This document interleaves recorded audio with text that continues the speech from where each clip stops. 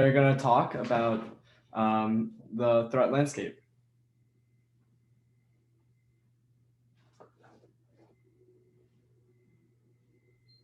Jimmy, you're on mute. Yeah, I'm trying to find the slides. 1 second. Perfect. Well, thanks for having us, everybody. Kind of excited to actually get to present something outside of like what always feels like work presentations. So finally something that's fun. Yeah, we're looking forward to it too.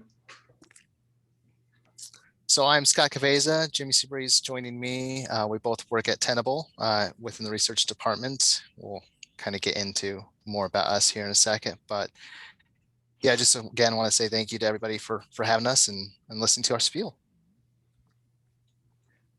Sure. So we're not going to take up this full hour, so we'll have plenty of time for Q&A at the end if there's any interest. For most presentations, we usually kind of skimp over like the about us portions, but given that we're going to talk about like trends in security and sort of our roles in the company, we'll at least touch on that for a little bit. We'll talk a little bit about Tenable research, what we do, like what our actual like larger role is in the org. We'll talk a little bit about each of our teams, and then we'll start going over some like trends in security, some recent events such as like SolarWinds, all of the Exchange breaches, kind of how vulnerability research has evolved in recent years, and then do the usual like how to get involved in the security community that you all have probably heard 100 different times in 100 different ways. So with that, we'll start digging in. So yeah, as I mentioned, I'm Scott Caveza. I manage the security response team within research at Tenable. I'm a self-proclaimed top NASL coder. NASL is a Nessus attack scripting language, which is what all the plugins are written in for Nessus. All of our products are kind of built on top of that. I started back in 2012 at Tenable, writing plugins mostly focused on web application vulnerabilities. As Jimmy and I were discussing earlier, when we were in college, there wasn't cybersecurity degrees at the time. You just were computer science, computer engineering, whatever may be the case. So it's really changed quite a bit, which is awesome. We'll talk about that more. But when I got out of school in 2008, right, like we had that first major financial crisis of, the home inflation just going crazy, right? So you get out of school and you're like, okay, cool, I'm going to join the workforce, right? And you realize that workforce isn't diminishing, right? But fortunately, anything IT related has kind of always been in demand over the last, few years. So I started at the bottom at GoDaddy, worked my way up into the SOC, and then joined Tenable back in 2012. Over to Jimmy. Yeah, so I'm a principal researcher on our like 0-day research team. So my day-to-day is to kind of pick a piece of software to, pick on for a little while and then just see what I can find with it, report the vulnerabilities I find, and then help the vendor get them fixed. I've been here for 7, almost 8 years now. Started at like low-level plugin writer and then have been kind of passed around where I'm needed ever since.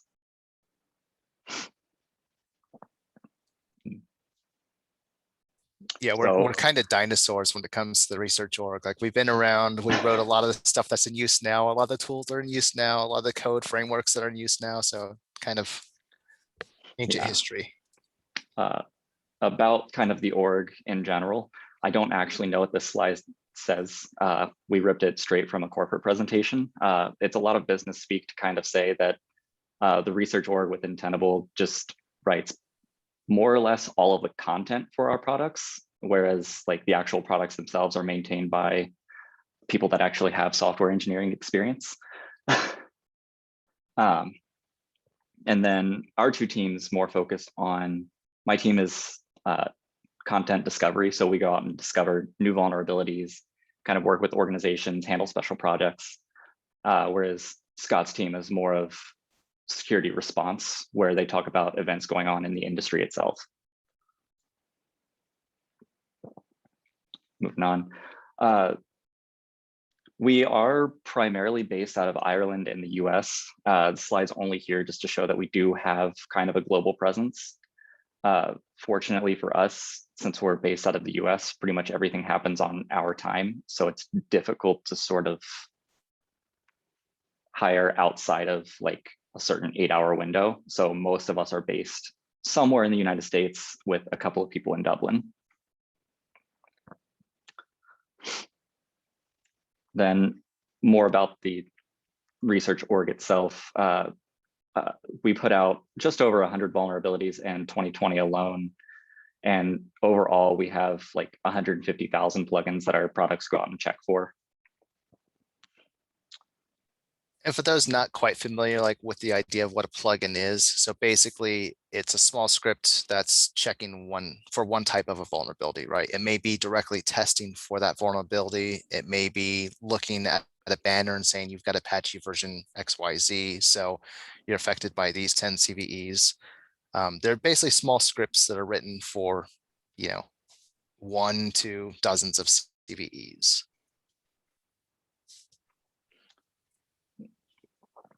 And generally speaking, that high profile vulnerabilities are kind of turned around like within 24 hours.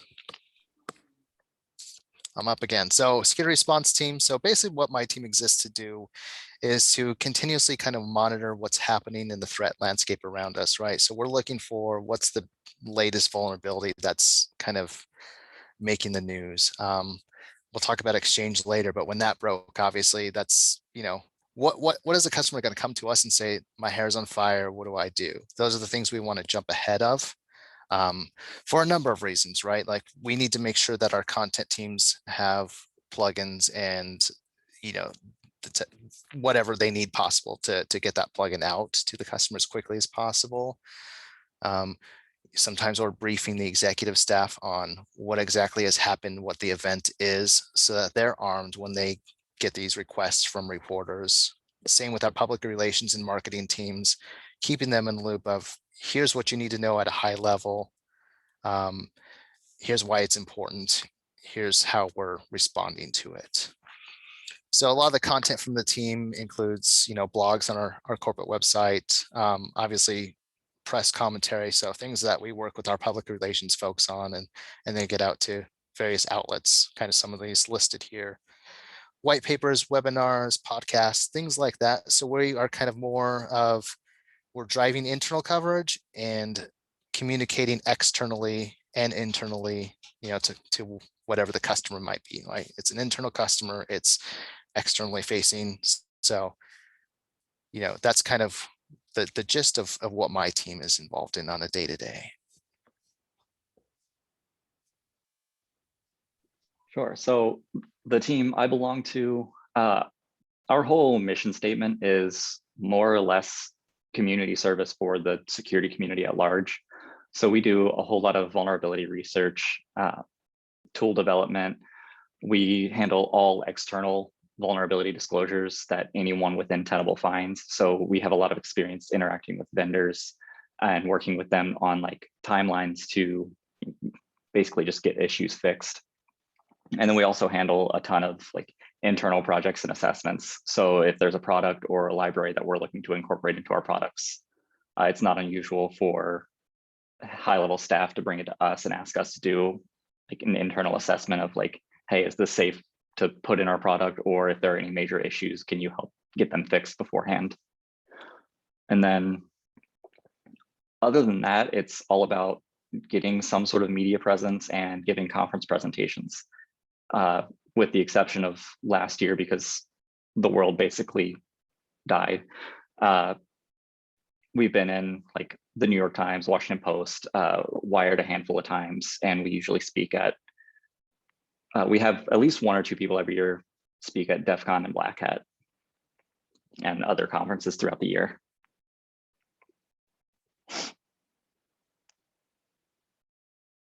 So getting into some recent trends, this is actually pulled from a report my team did last year, just analyzing kind of what was happening within the breach sector, right? Like every day you hear about some new breach that you're affected by. I mean, who hasn't? We had over 22 billion records exposed last year. just over the 700 breaches that we had kind of looked at. Obviously, like the breaches aren't kind of Tenable's bread and butter. This isn't something that we're actively involved in, but this is stuff that we're looking at to kind of understand how these things have occurred, assuming we can find information on that, right? We're kind of relying on open source intelligence and things that we can identify from a myriad of sources. Healthcare and education obviously are two sectors that really got hit bad last year, 25%, 13% respectively. With just healthcare alone, we're talking over 8 million records exposed. So you think about these hospitals, doctors' offices, things like that. Last year, we're getting hit pretty hard. Even though that we saw some of these ransomware operators say, we're not going to target these things because of the pandemic, you know, you would see things like that in March. And by April, May, they've reversed course and they're just going after anybody. So ransomware, obviously huge. 46% of the breaches we saw were in the healthcare sector, were ransomware related. That's a trend actually currently that we are seeing even more of. Just to give you like an idea, like we have over 640 entries collected now as of today. We're already over 23 billion records. So we're going to basically be smashing the records we were looking at last year. That's not even, we're only partway through the year, right? A lot of these breach notices don't even come out until say 90 days after the incident happened, just because a lot of companies are going to wait as long as they legally can to actually disclose it publicly. Some never will. It's one of those gray areas where, in Europe and other places where GDPR is involved, those are much more stricter. Here in the States, unless it gets leaked, it seems like a lot of companies want to try to keep that hush hush. So ransomware, again, I think is going to be huge this year. We're already seeing that. We're seeing things like ransomware as a service. And we're also seeing ransomware groups that are starting to take some new angles, right? So you breach some corporation, you've got access to a ton of data that you've exfiltrated from their systems. Now you can name and shame them on your website and say, okay, here's how many records, here's how many millions of records we have of your customers, here's how many gigabytes, terabytes we have stolen from you. Pay us this amount or we're going to keep, naming and shaming you. They're also going to the lengths of contacting individuals directly, which is kind of crazy. Like, obviously, you're going to get a phone call like that and say, this seems a little scammy, right? But contacting people individually, right? So that you can try to encourage them to go back to that original organization they breached and kind of strong arm them into paying up the ransom. Very lucrative business. And it's a trend that we continue to see. And this year, I'm sure we'll have even more on that. Talking about CVE trends, kind of switching gears a little bit. So the number from 2015 to 2020 was growing at a rate about 36%. There was 18,358 CVEs reported just in 2020, which was, a 6% increase from 2019. So we're seeing this huge increase in the number of CVEs every year. Over the last 3 years, we're well over 16,000 CVEs each year. This year, we're shy of 5,400 already. We're only in April. So just to give you an idea of what difficulties, organizations are facing, like this is a crazy number of CVEs. Like, yeah, you can get a CV for just about anything, like, a Bluetooth related vulnerability in a smart toothbrush, something like that. Probably low to no risk for anybody, but still there's a lot of different and interesting research being done. Basically any device that's connected to anything else, the sky's kind of the limit. That being said, software is everywhere, right? It's crazy how much the trends keep increasing. So at what point, will this kind of slow down? It probably never, but it is kind of interesting just to see the trends year over year. And as for like actually assigning and getting CVEs. A lot of times we have to work with vendors just to disclose things. There's no objective information on this slide. It's purely based on like my own experiences over the last several years, kind of just working in the industry. More or less, we've found that vendors are more and more willing to play ball and actually work with us. The fact that bug bounty programs exist at all is a nice testament to that. Like even just a couple of years ago, vendors that were previously unresponsive to like Tenable trying to like report issues to them have now completely like rebuilt their security programs and have actual teams to triage and handle these things. And the pandemic itself has kind of really shown us how much focus is actually being paid attention now compared to even 2 years ago. You would have expected, or we would have expected at least, that throughout the pandemic, most things would have been, you know, slow with people adjusting to work from home and whatnot. But the response rates we received, as well as just the actual time to fix issues, increased a ton. The chart here only shows information from like the first few weeks of the pandemic and the last few weeks, or well, it's not over yet, I guess, but several weeks after like the start. Basically all to say that like as people have gotten used to this, patches are coming out really fast and we're getting really high response rates.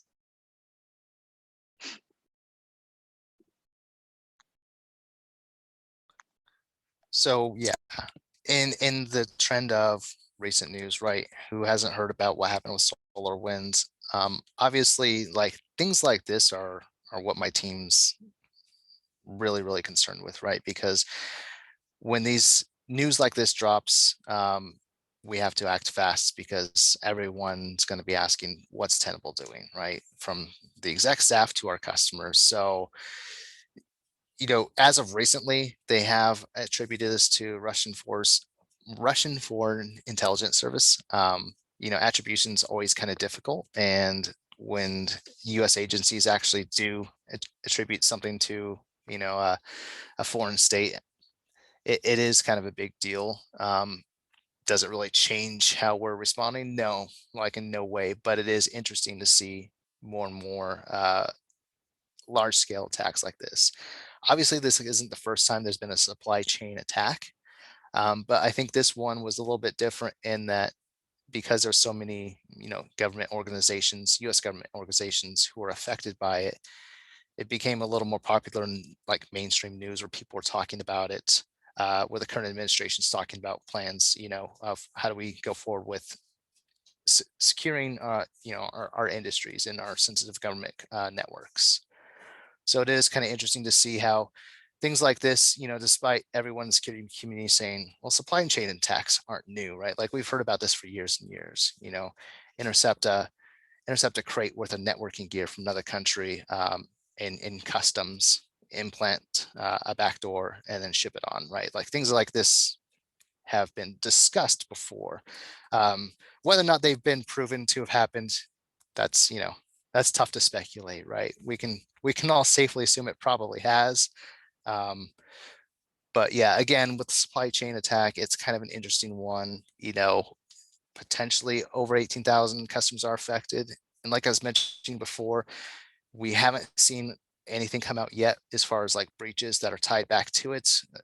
We've seen speculation on some, but I guarantee we're going to continue to see more and more, depending on, you know, which organization was impacted. Do they have an obligation to disclose to their customers or not?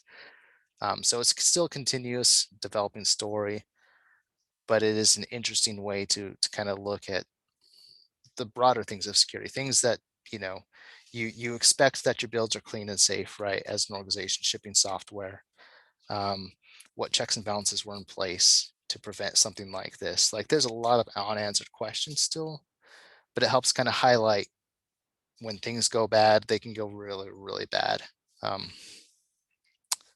Oddly enough, their stock seems to have rebounded a little bit. That's a weird one. Next one, Jimmy. So Microsoft Exchange. Again, this one, we saw chatter about it on social media, hours before the actual advisory came out. My guess is that under embargo, some reporters got information about this and Microsoft wanted to make a big deal. Rightfully so. When the Microsoft advisory and blog came out with the patches for this, it was a week before Microsoft's Patch Tuesday, which is every second Tuesday of every month. Microsoft patches just about all of their products. So for them to push something out of band usually means that it's serious enough that it warrants, going outside that patch cycle. So this one, in Microsoft's blog and all the information that came out, they said limited targeted attacks. What we find out later is these attacks have probably been going on since somewhere in the January, February timeframe. Exact dates kind of hard to narrow down. And once the patch came out, once this information came out, it kind of blew up really quick. Multiple proof of concepts were released. Microsoft ended up removing one from GitHub, which they own. So add more controversy to what's happening, right? Because it was a little bit shaky when they say targeted exploitation, and you find out it's pretty widespread and massive. You start seeing web shells planted on Exchange servers, and then you start seeing secondary groups come in and not actually exploit it. They don't have the proof of concept yet or the exploit, but they're just targeting and looking for these commonly named web shells based off indicators of compromise that multiple groups have published. So they're going and just kind of piggybacking out somebody else's work and doing whatever they want from there, whether it's, stealing data, malware, ransomware, etc. So the impact is still kind of unknown. We've seen 30 to 60,000 organizations potentially affected. It could be greater than that. Again, we're probably going to see a whole lot of breach notices throughout the year of this. And then just this last month, and that was actually, my gosh, was today. So it was this week was Patch Tuesday. So there was 4 more remote code execution bugs patched in Microsoft Exchange. And actually 2 of the 4, I should say all 4 were credited to the National Security Agency, the NSA. So that's a little bit coincidental. There was also, if anyone is watching ZDI's Pwn to Own recently, here in April, there was multiple 0-day vulnerabilities proven to work in Exchange as well. So it's quite the juicy target lately. Proxy logon was a name given to the SSRF phone, 2021 26855. You would think by now that hey Scott, what's the CVE? And I've got it memorized. I promise I don't. I would be a wizard if I could. But again, as we talked about, CVE numbers keep constantly increasing. So when we get common names like this, like proxy logon, when someone names a vulnerability, it helps kind of add to the severity of how important this is. There's still servers now that are unpatched, believe it or not. Have they been hit multiple times? Probably, if they're internet facing. There's no other protections in place. So it's real easy for us to sit here and say organizations should do a better job about patching, patch faster, things like that. But the reality is everyone's resource constrained, right? Budget constrained. You may have one person trying to administer, your entire org, and that person's literally doing what they can, right? They're behind years and years worth of patches. So it's kind of this uphill battle. Yeah, and this one is severe enough to kind of have the FBI and other 3-letter agencies actually coming out and publicly commenting like, hey, we're using these vulnerabilities to help people patch these vulnerabilities, which is typically considered a crime. Like many people have been arrested for that exact same behavior, but it's kind of funny that they're using it now. Yeah, that's an interesting point, right? They started going in and accessing the shells, making a copy, and then deleting it. It's really weird. So 0 days, everyone wants we just talked about an Exchange 0 day, right? That's how it started. It was already being exploited in the wild before the patch came out. the idea of these sexy 0 days is that they do exist, but we wanted to kind of point out that it's not very common that they happen to be the cause of a major incident. Generally, it's an entry point, a foothold in, but multiple legacy vulnerabilities, things that have existing patches, mitigations, probably public proof of concepts already, are the things that get organizations popped all the time. We do see, a lot of browser 0 days. That was a major commodity we saw in 2020. Chrome and IE were targeted quite a bit, but you see more use of those things with malware and ransomware kits taking advantage of them. And so generally when we would see these things, they were actually limited targeted use before they got caught. And it's kind of this cat and mouse game. iOS has been another one, Android. We see a lot of memory corruption and privilege escalation attacks continue to be popular avenues that people are exploring. So it's again, the 0 days are a great idea concept, but most of the time, these are not the things that organizations are getting popped with or should be worried about. But obviously they pick up the news every time. Yeah, and it's also pretty important to point out that O days, like we've seen recently, while they're uncommon, we're starting to see them used more and more, but it's not necessarily that they weren't in like the days of old. It's that we have much better threat detection and like metrics to like see what's actually happening. So when we do catch them, it's never really a surprise because it's something you always see coming at this point.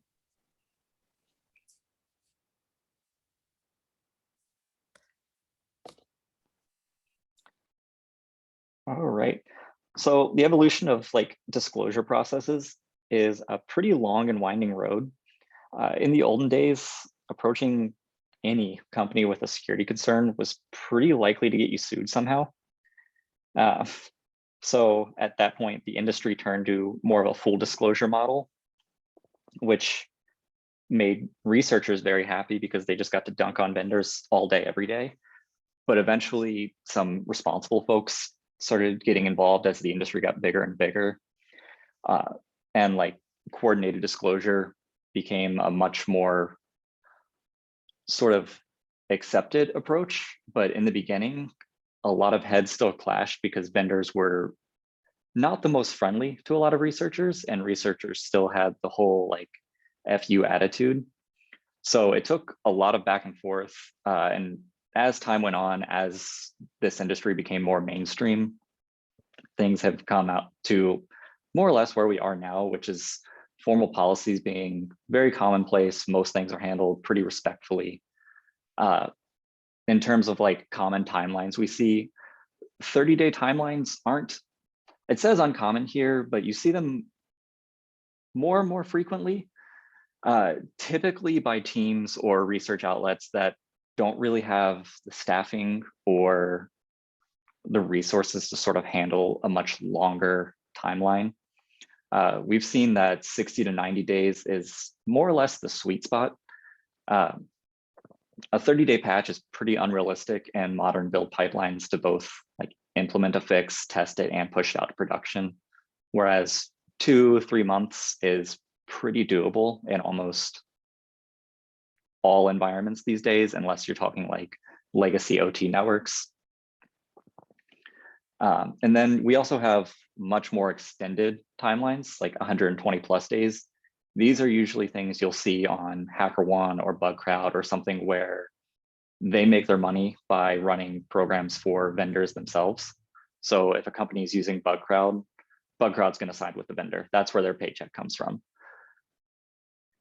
And again, these are like personal opinions and not necessarily like, don't listen to me if you have differing information, but I've done it long enough that I hope I can be trusted.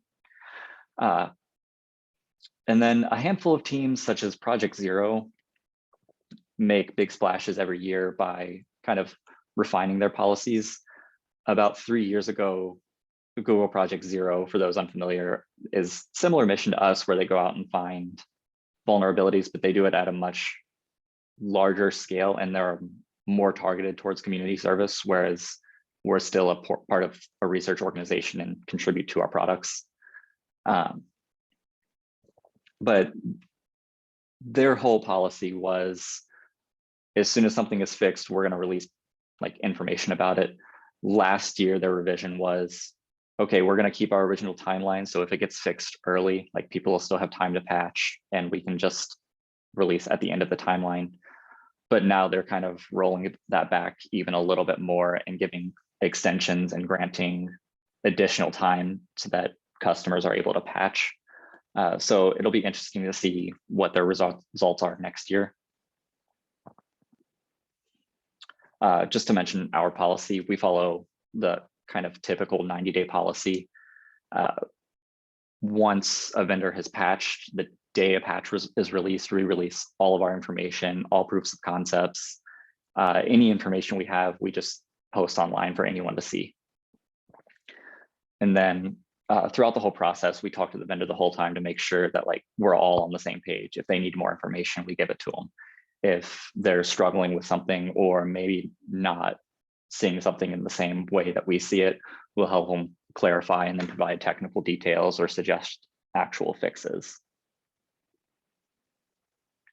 In terms of discovering vulnerabilities, this is one thing that hasn't really changed in 20 years.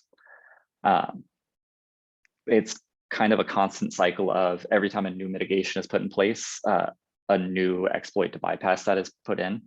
So while mitigations might prevent certain exploits, the one downside is that tools are really hard to develop. Most tools developed are made for things that we already know about, whereas all of the sort of innovation comes from bypassing all the new mitigations. So one example of that is set in Intel processors, basically shadow stacks to prevent any sort of memory corruption or like stack-based bugs. So we can look forward to memory corruption vulns being really, really hard in the next few years to start targeting, but that just means we find a different avenue. And since everything is still being connected to the internet in such big ways, target selection just becomes huge. And we can always count on those things being complete garbage. Then I think Scott wanted to mention something about the new like things being targeted with work from home. Yeah, so that kind of shifted some of the targets, like Zoom, MS Teams, WebEx, the popular web conferencing software. We saw a major uptick in that last year, and still even to this day, as far as people looking into trying to find vulnerabilities within them. But also, as Jimmy was mentioning, a lot of these bugs will become harder as more and more is being implemented in hardware, security on hardware, security on the chip, things like that. But there's still going to be software bugs, right? There's still going to be those really silly mistakes that don't get caught because something gets rushed out to production. Last year, we saw a ton of SSL VPN devices, getting just bug after bug, right? And led to some major incidents. Authentication bypass, directory traversal, things that have existed for years and years. Like, these aren't new bugs, these aren't new bug classes, and they're very well documented on how to prevent these things when you're designing software, yet these things still happen and they still get found. So it is interesting, to see a multi-billion-dollar corporation release software with such silly bugs to exploit.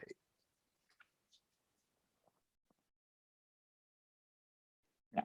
And one trend we're seeing a lot lately is, instead of attacking products directly, a lot of researchers and adversaries are starting to look at, dependencies of products that will, have an impact throughout the entire, I hate to use the buzzword supply chain again, but that's exactly what it is. So like Ripple 20 finding vulnerabilities in like small little web servers that are is on almost every embedded device out there. Targeting those low-level things that are going to be used all over the world, we're starting to see more and more pop up. Yeah, these ones are interesting, right? Like attacking a TCP/IP stack of some library that's embedded in all these devices. Potentially there's millions or billions of devices that are impacted by some of these, and a lot of these things will never see a patch, right? The code's been reused and repurposed dozens of times by multiple vendors, some of which don't exist anymore, some of which are specialty devices where they don't have security patches. Like if there's something wrong, you end up buying a new device, right? And maybe you're stuck with that device because it's specialty to your application. Maybe it's some controller in a warehouse and there's no replacement because that company's been out of business for 8 years. So it's really interesting to look at these type of vulnerabilities and the research around them, because there's major impacts that could be there. They're not just theoretical, they're proven, they exist, but the context of whether or not it's going to affect a certain device is really dependent on how things were implemented by dozens of hands that have touched that device or library that's being used. Sure, and just to kind of get away from that and get more high level again, bug bounties themselves, if you told me 5 years ago that these would be in the state they are today, I wouldn't believe you. They're so common and so lucrative at this point that it's kind of mind-blowing. There are very few vendors out there that don't have some sort of bug bounty program for reporting security-related issues to them. There are a bunch of dedicated platforms. Everyone's familiar with BugCrowd and HackerOne, but things like ZDI, which helps kind of anonymize but still pay out bug bounties to researchers that don't necessarily want the vendor to know who it is that found the issue. Those programs exist. Shadier things such as Zerodium, who you can't find any public information about it, but they totally sell to nation states. And then other bug bounty marketplaces like Kevin Mitnick openly buys vulnerabilities and whatnot. So it's becoming its own industry is more or less what I'm trying to say here. And it's made a few people millionaires, but I would say you kind of have the same chances of being like a professional gamer as you would saying making millions from this. Yes, it's possible, but it's not going to be easily achievable, and you have to look at the economics of, can I afford to live off this one payout from one bug for how long before I find the next one?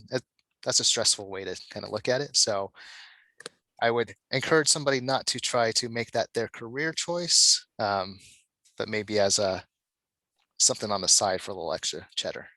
I feel attacked.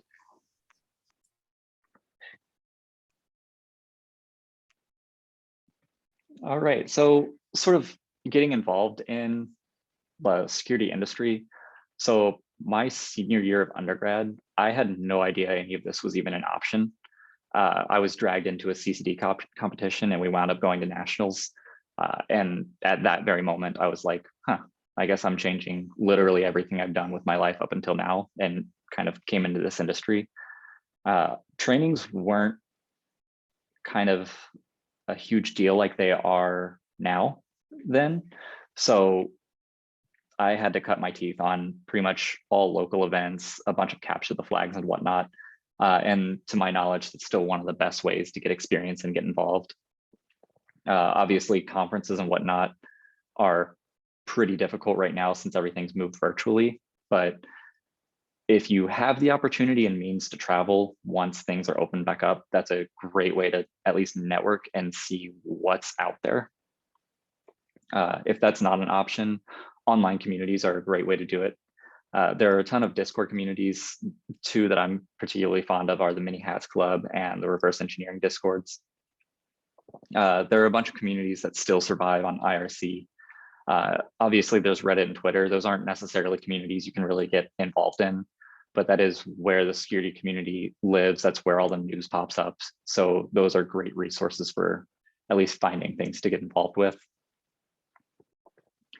As far as trainings, I hate to bring up like this topic in front of any sort of college student, just because a lot of times being told, hey, you should go take this $50,000 training at Black Hat, that's not super accessible to anyone on a budget.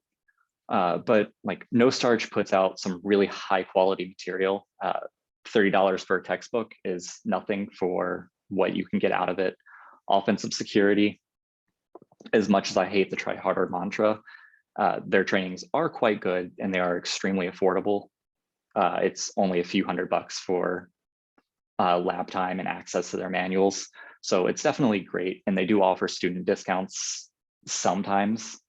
And then Pluralsight, Udemy, things like that are hit or miss when it comes to quality of content, but it's at least cheap, accessible, and skimming through generally gives you an idea of, is this a good trainer, or how much am I going to get out of this that I won't get out of free material online?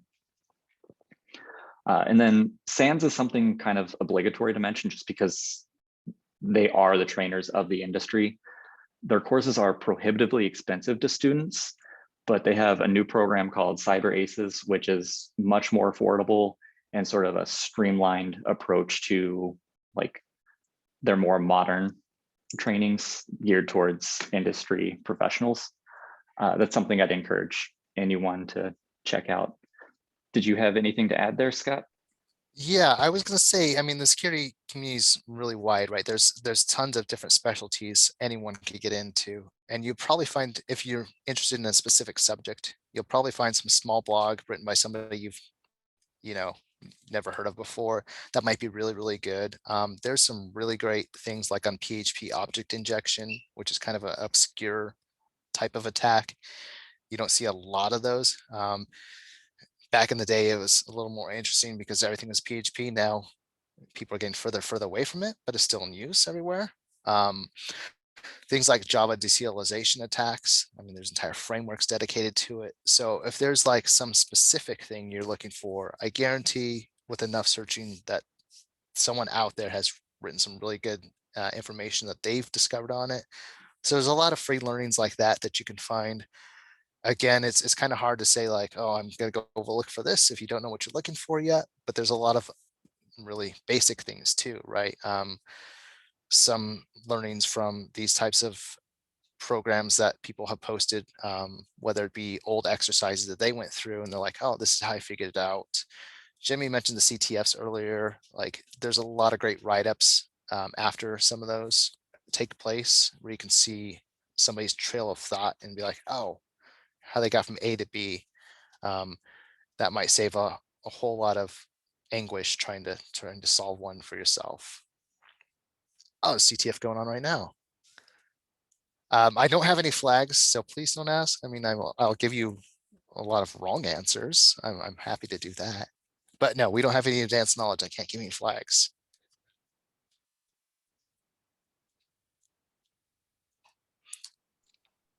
And that's more, I know that was a lot of disjointed information. Hopefully, at least some of it was useful to you all. If you've got any questions, feel free to drop them in. And like we have to pitch, hey, there's a career site. If you want to come work with us, by all means, we would love to have you. So we got to pitch it out there, right? We got to throw it out there. Yeah, thank you for that. Looks like we're still waiting for the questions to come in, probably because you just finished, but I'll start us off. Do you want to tell us a little bit about your experiences and bug bounties? Sure, I can field that one. Anything particular you want to know about bug bounties, or? Oh, just asking about your personal experience with them, and in case some of the attendees haven't tried bug bounties or are interested in them. Sure. If you are interested in them, I would definitely recommend going through a platform such as BugCrowd or HackerOne to start, mostly because points of contact are much more well-defined through those platforms, and they give you really good documentation on what you're allowed to attack, what's in scope, kind of what they expect. So I would highly recommend starting with those. Once you get a little bit more experience, sort of seeking out products that you know certain vendors such as like Apple or Google or Microsoft or any of those that have well-established independent bug bounty programs, that's sort of a step up. You'll tend to get much bigger payouts from those programs. One thing to note with those, don't get discouraged if you don't find anything for, you know, days, weeks, months at a time. As long as you're doing due diligence and actually like working at it, it's a very luck-based process. I'm very fortunate that I do it for a living. So I've gotten to trade bounties for, you know, a stable paycheck. Any bounties that I'm given, I just donate immediately to charity. But I'll go months between finding the most mediocre of mediocre bugs and then eventually hit strike gold. So it's a very rewarding but very frustrating process. Yeah, I'm sure. So we have a question here by Matt. What specific skills do you think are becoming more in demand, at least in the US? So for instance, Android reverse engineering or vulnerability research in IoT and so on. Sure. So in terms of research skills, I'm always a fan of breadth over depth. So being able to show that you've touched many different things would be great. There's the caveat there that you may not have the best luck with job security. So if you have to pick a specialty going towards like iOS or Android, both are always going to be in demand, but picking one and being very good at it would be better. In terms of like IoT devices, that's not going away. Any reverse engineering you can do on any sort of low level RTOS, such as like VxWorks, would be fantastic. That's used in most embedded systems these days, or some sort of version of embedded Linux. So if you at least can talk about in depth one topic, you'll be good to go because all of that knowledge is transferable. It's sort of a rolling experience. Just because someone has 20 years of experience, new people can jump in and be productive immediately. The industry changes so much that it's not really, you're not at a loss if you don't have experience in one area because everything's going to change anyway, so you can catch up quickly. Gotcha. Thank you for that. And so as far as 0 days, what was the most exciting one you've worked on? I know one of you work on the 0 day team, correct? Yes. Yes. In terms of excitement, it's a hard question to answer.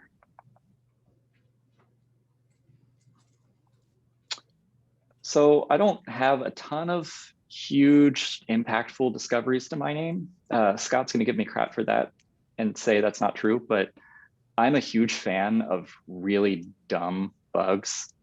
So last November, I think it was, in a bunch of Whois applications, so like looking up, you know, DNS records and whatnot, I found that like dozens of sites didn't actually sanitize any of the input fields there. So anyone that looked up domains was vulnerable to any amount of like cross-site scripting attacks, which was just hilarious to me. So I'm a huge fan of any like dumb bug rather than super like technical or impactful bug. Cross-site scripting is my jam. Like I had a really good mentor when I first started out who really took me under his wing and I learned a lot. And actually that was one thing at my first job of they're like, hey, we're going to get to poke at a couple of these internal applications. And they're like, okay, go. I'm like, all right, here's cross-site scripting on this and it's customer facing. You know, like that's just, it's a really silly attack. Like it's not difficult to test for. It's not difficult to fix, but things like that are just, it's everywhere, right? The basic issue comes down to not sanitizing user supplied input. Anytime a user can supply input, I'm looking at it saying, what can I do with that? And it's kind of like, you kind of train yourself to look at things like that. You're like, okay, Are they doing any sanitization? Are they stripping any characters out? Maybe they're stripping out just a few characters. Can I bypass that some way? So the thrill of the hunt for something silly like that, so much fun and very rewarding when you get, successful results. But again, you could sit there for hours banging your head against the wall and get nowhere. That's just the kind of the reality of it. All right. Well, thank you so much. Do you have any more just final and parting thoughts or comments? Yeah, I would say anyone wanting to get into the security industry, like I said, there's so many different options.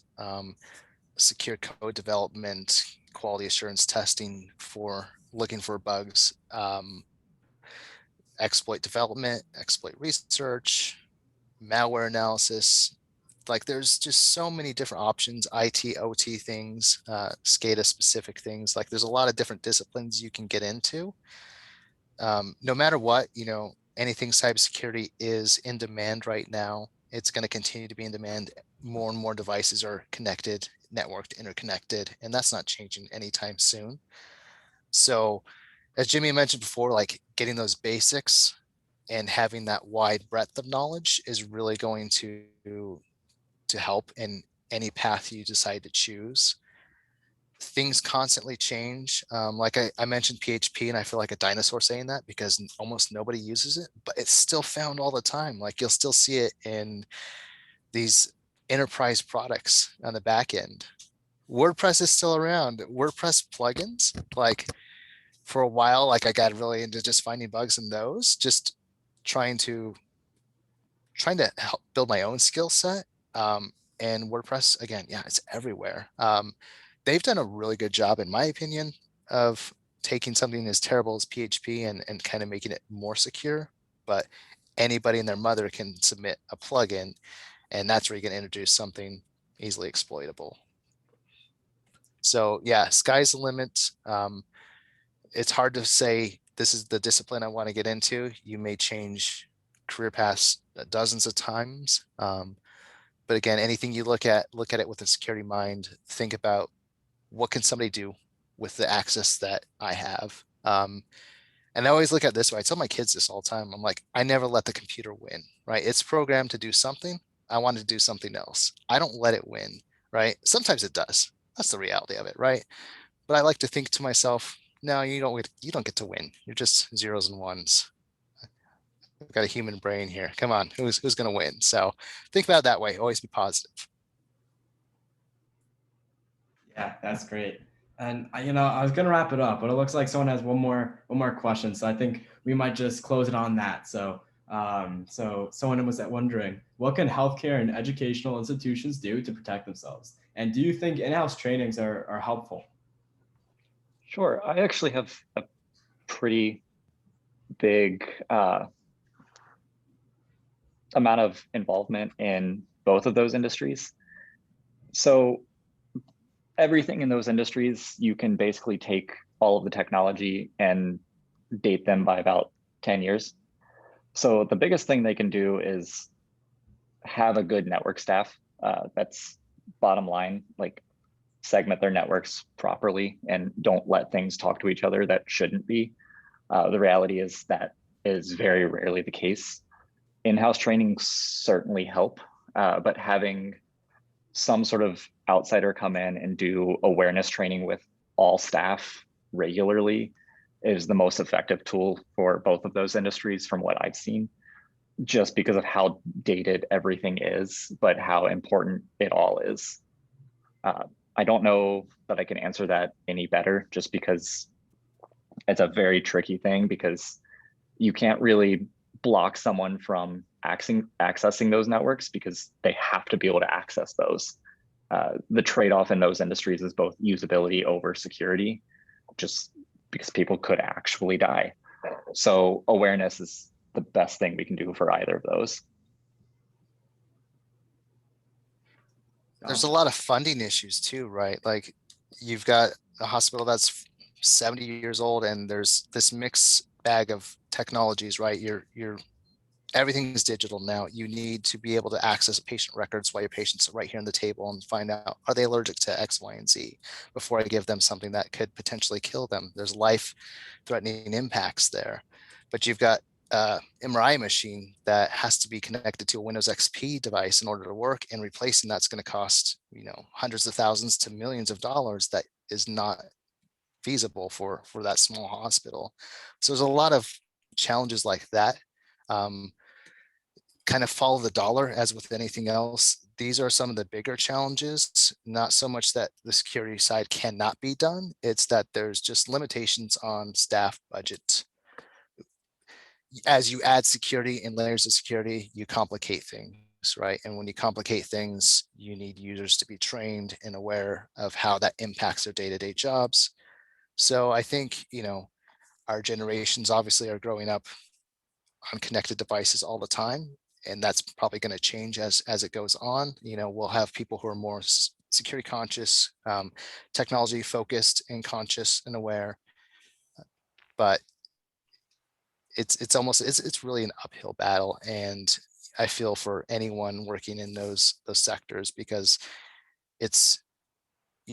you're faced with the impossible, millions of devices throughout a single network, and trying to secure them is almost a nightmare.